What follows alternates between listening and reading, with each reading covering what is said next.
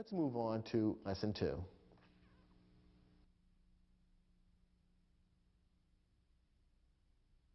In this lesson, we'll talk about 3 more parts of speech: adjectives, adverbs, and articles. These 3 types of parts of speech have more in common than beginning with the letter A. All 3 are modifiers. In grammar, the word modify is used in a special way. To modify something is to change it. Adjectives, adverbs, and articles all modify other words by giving more information about them. Let me explain how this works. Let's start with adjectives. An adjective modifies a noun or pronoun. That is, when an adjective is used in a sentence, it gives more information about or gives further explanation about some noun or pronoun that appears in the sentence. Here are some examples of adjectives: large, unusual, green, impossible. Each of these words, if they were used in a sentence, would give more information about a noun or pronoun that appears somewhere in the sentence. They give more information, and therefore we say they modify the noun or pronoun. For example, if I were writing a sentence about a boat, that word boat would be a noun. If I described it as a large boat, the adjective large would be modifying the noun boat and would be giving us more information about the boat. It would be telling us something about what kind of boat it is. In the same way, the adjective unusual would give more information about the noun hat in a phrase like that unusual hat. The green tree, the adjective green gives more information about the tree. And an impossible task, the adjective impossible gives more information about or explains something more about the noun task. Now, in each of the phrases that I've just used as an example, the adjective comes before the noun. And in the English language, that's usually where adjectives go. However, adjectives can also be used in another way in sentences. The adjective can come after a verb of being, and the verb of being would then link the adjective to the noun, which is the subject of the verb. So, for example, rather than referring to that impossible task in a phrase like that, I could say, this task is impossible. Now, the noun task is the subject of the verb of being, is. And what comes after the verb of being is the adjective impossible. So you can see that in that sentence, the verb of being is links the noun task and the adjective impossible and shows that the two belong together. So an adjective most often comes before a noun in a sentence in English, but it can also come after a verb of being, which links the adjective to the noun or pronoun to which it refers. So look for adjectives in both of those places. Now, sometimes a word which is usually used as a noun or pronoun can be used in a sentence as an adjective. That is, it can be used in such a way as to modify a noun or pronoun, or to give more information about that noun or pronoun. Let me show you a couple of examples to illustrate what I mean. Look at this sentence. I like to watch baseball. Now, in that sentence, the word baseball is a noun. It's a thing, an activity that I like to watch. I guess you might describe it as an idea that's being named by the noun baseball. However, now look at the same word baseball in this sentence. Willie Mays was a great baseball player. How is the word baseball being used in this sentence? Well, in this case, the word baseball is not being used as a noun. It's not describing a thing that I like to watch or that Willie Mays did. Instead, it's being used as an adjective to give more information about a noun that appears elsewhere in the sentence. The noun is player. Willie Mays was a player. What kind of player was he? Well, there are actually 2 adjectives here that give more information about what kind of player Willie Mays was. He was a baseball player, and he was a great player. So those 2 adjectives, great and baseball, are being used to modify or give more information about the noun player. Player is a word describing a kind of person, it's a noun, and great and baseball are both being used as adjectives in this sentence. So the same word, baseball, which was a noun in our previous sentence, is being used as an adjective here. And that's quite common in English. Speakers of English like to take words and move them around to different parts of speech. And as long as the meaning is clear, there's nothing wrong with that. Here's an example of how a pronoun can be used as an adjective. Which is your favorite sport? In this sentence, which is a pronoun. It happens to be an interrogative pronoun. It's a particular use of pronouns. And again, in our special program about pronouns, we'll talk about the various kinds of pronouns, including interrogative pronouns. But now look at the same word, which, in this sentence. Which sport do you enjoy the most? In this sentence, the same word, which, is being used as an adjective. It describes, modifies, adds information about the noun that follows, sport. It tells us that we're referring to a particular sport, namely the sport that you enjoy the most. So the same word, which is used as a pronoun in one sentence, can be used as an adjective in another sentence. It all depends on how the word is used, and in this case, because you can see that it modifies the noun that follows, you can tell it's being used as an adjective rather than as a pronoun. One particular type of adjective is important enough to be considered a separate part of speech, and these are articles. An article introduces a noun, and in English there are just three articles, a, an, and the. The is called the definite article because when it's used, it states that the noun that follows is one specific noun as opposed to any example from the category. A and an are indefinite articles because when they are used, they are referring to any example from within the category. So, for example, if I say, gee, I would like an apple for lunch, I'm not specifying any specific apple. I'm just saying any old apple would be great for my lunch. If I say, I would like the apple for lunch, I'm referring to the one apple that I see on the counter in front of me right now. So that's the difference between an indefinite article and a definite article. The only difference between a and an, which are both indefinite articles, is that an is used in front of a word that begins with a vowel sound, an open sound like apple or orange.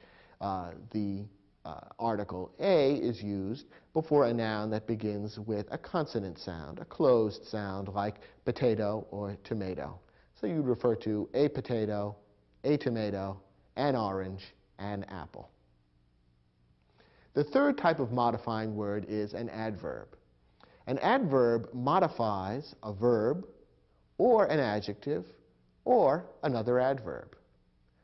When an adverb is used in a sentence, it generally tells us how. It gives more information about the action described by the verb or the quality described by the adjective or even another adverb. Adverbs often end in ly, but not always. Here are some examples of typical adverbs, and we'll consider some examples of how these might be used in sentences. Adverbs include words like quickly, soon, very, rather, to, and not. That last example of an adverb, not, is one of the most commonly used. It often is used to interrupt a verb phrase. In other words, the word not is used in between words of a verb phrase, and when it's used in this way, it is negating the meaning of the verb phrase. It turns the verb from something that is happening into something that is not happening. And in fact, in the sample, in the way I just used the word not, that illustrates how the word not, the adverb not, is used to interrupt a verb phrase.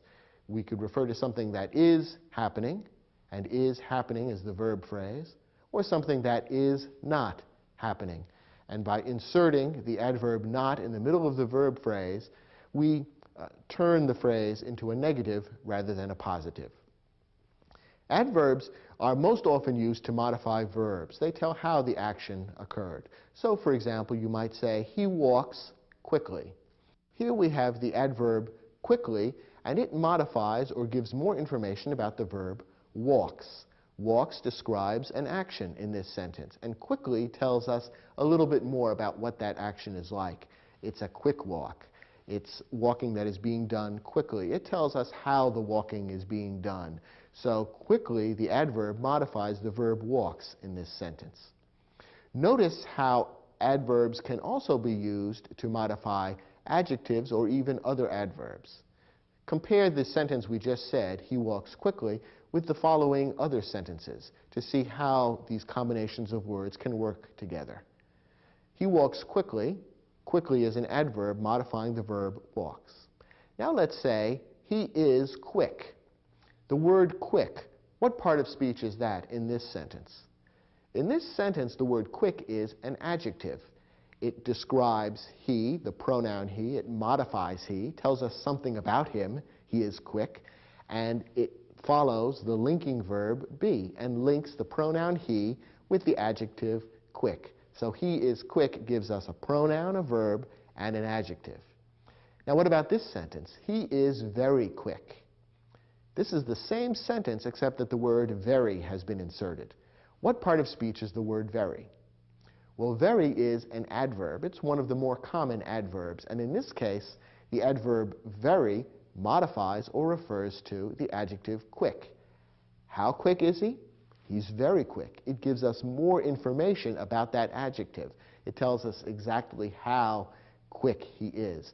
So in this case, we have an adverb very, which modifies an adjective. That illustrates how an adverb can sometimes modify an adjective. Finally, look at this sentence. He walks too quickly for me. Let's look at this sentence. He walks too quickly. What about the word quickly? Let's analyze that to begin with. What part of speech is that? Well, we've seen that words that end in ly are very often adverbs, and quickly is an adverb. What word does it modify in this sentence? It modifies the verb walks. It tells how he walks. He walks quickly. So quickly in this sentence is an adverb modifying the verb walks. Now what about the word too? He walks too quickly. What part of speech is too? Well, too is another adverb, and in this case, too is modifying the adverb quickly.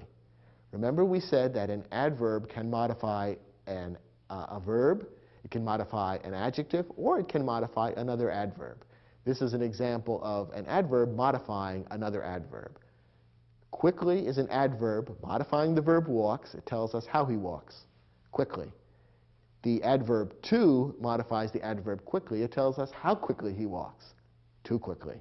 So, as we've seen in these examples, an adverb can modify a verb, it can modify an adjective, or it can modify another adverb. Notice that the adverb not, which we mentioned as one of the most important and common adverbs, is often contracted to N''T. To contract a word means to shorten it by leaving out some of the letters. And when you make a contraction in English, you mark the letters that have been omitted with an apostrophe. So the adverb not is shortened into the contraction N''T. So for example, look at these two sentences. William is not going to the movies with us. Here the adverb not appears in the middle of the verb phrase is going. Remember that the adverb not isn't part of the verb phrase, even though it interrupts it. The verb phrase in this sentence is going. Not is an adverb, which in this case interrupts the verb phrase or appears in the middle of it and changes its meaning to a negative. He is not going to the movies with us. Now look at this sentence. Sharon isn't going either. What's the verb phrase in this sentence? In this sentence, the verb is going. And in between, we have the adverb not, which has been contracted to N''T, pronounced int. Sharon isn't going. So even though is does not appear in this sentence as a word by itself, nonetheless, if you're asked what the verb is in this sentence, the correct answer would be the verb phrase is going. And not, the contraction N''T, has been stuck in the middle to negate the meaning. This sentence could have read, Sharon is not going either. But most often, for ease of reading, we would contract not to N apostrophe T and turn it into Sharon isn't going either. The use of contractions is considered slightly less formal than using the full word. So depending on the kind of writing you're doing, you may or may not choose to use contractions. But in most writing, contractions are considered appropriate, and this is an example of how they're used. So remember that the adverb not would not be considered part of the verb phrase, even though most often it would interrupt it. In your study guide, we've provided an exercise that will give you a chance to test your understanding of these concepts related to adjectives, articles, and adverbs.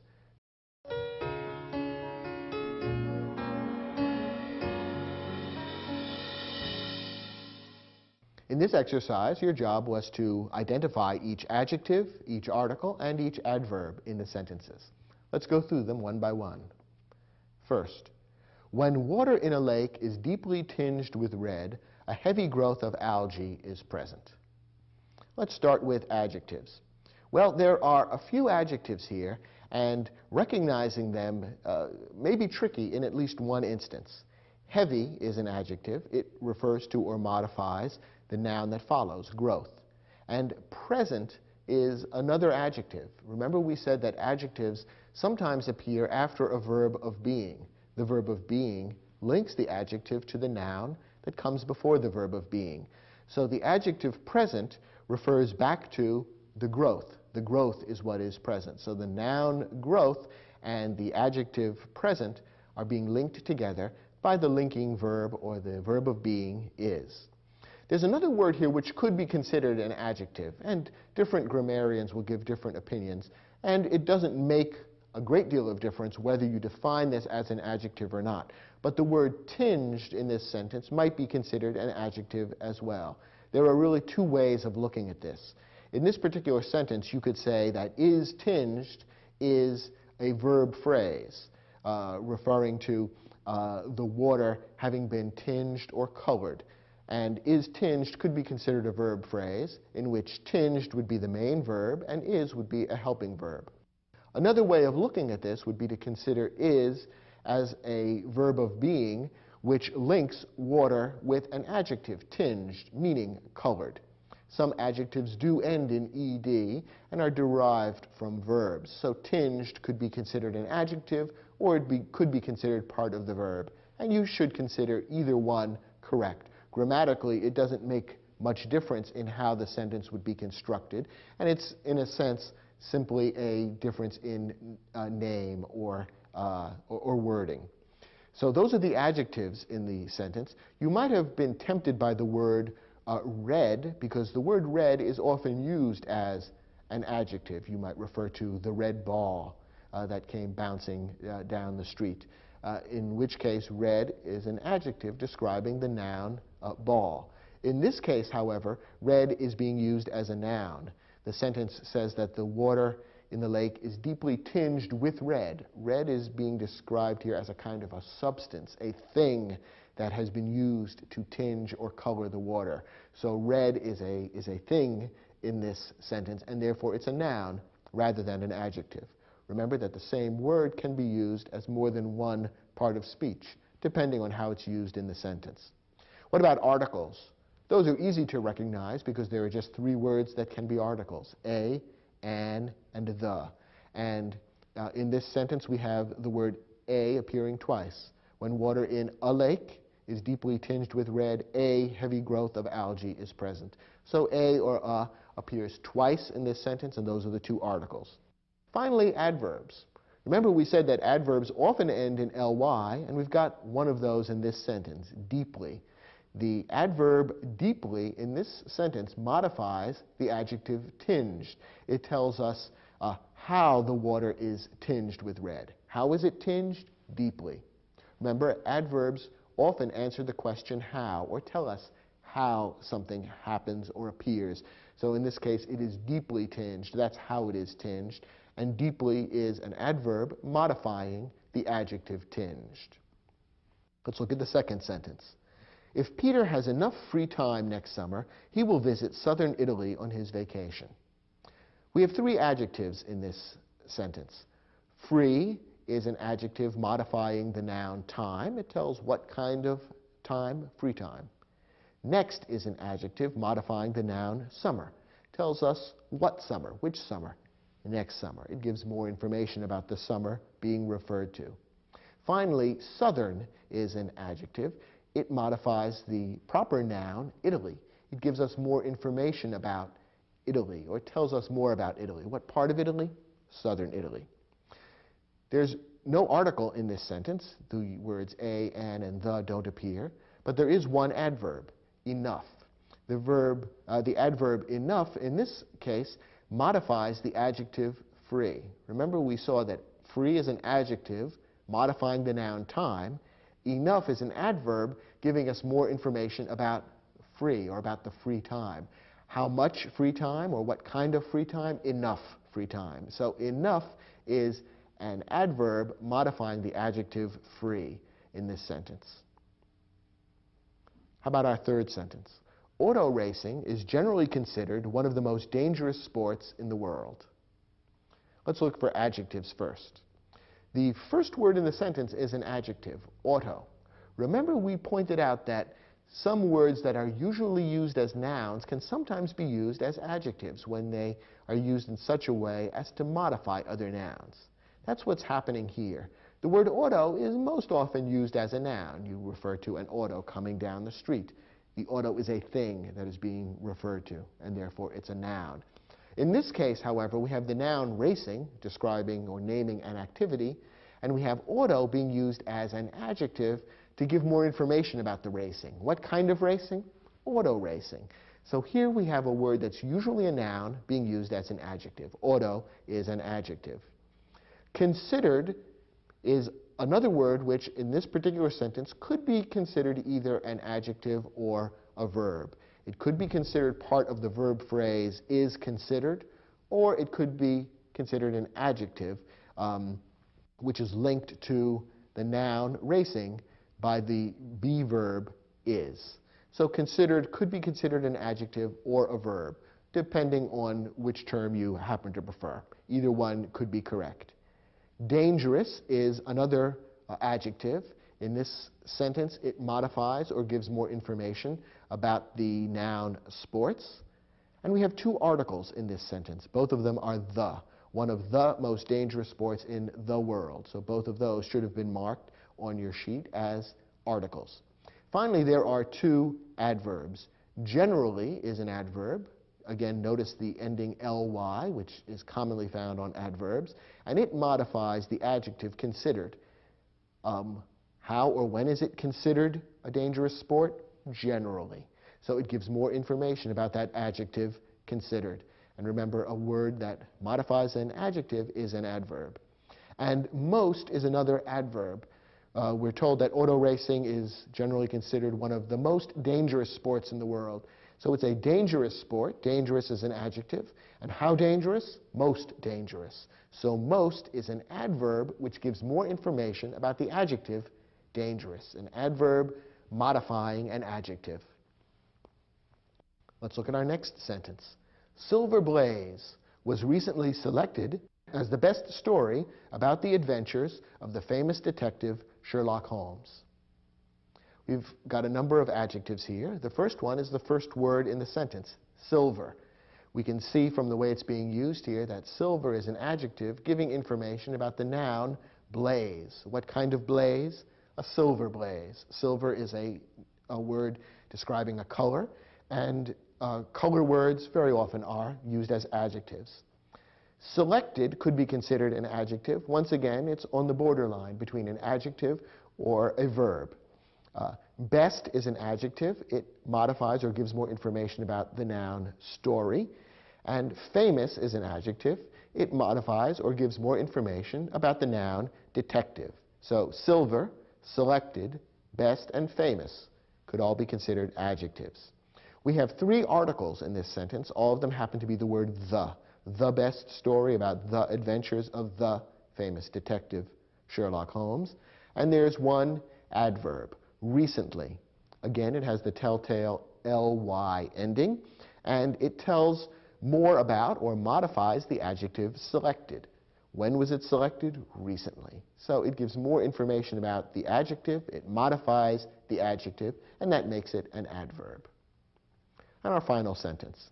The veterinarian arrived too late to save the injured bird. We have one adjective in this sentence, injured. It gives more information about the noun bird. It tells us something more about the bird. We have two articles, both of them the word the. And finally, we have two adverbs here. One adverb is the adverb late. What word does that adverb late modify? It modifies the verb arrived. It tells when the veterinarian arrived. The veterinarian arrived late. So the word late is an adverb modifying the verb arrived. Now what about the word to? You might remember to from our list of common adverbs. What does to modify in this sentence? Well, in this sentence, to modifies the adverb late. How late did the veterinarian arrive? Too late. So it gives more information about the adverb late. And remember, an adverb can modify a verb, it can modify an adjective, or it can modify an adverb. So in this case, we have one adverb late modifying the verb arrived, and then we have another adverb to modifying the adverb late. Two adverbs in a row, too late. Did you get most of these words correct? I hope so. When you're ready, let's move on to the next lesson.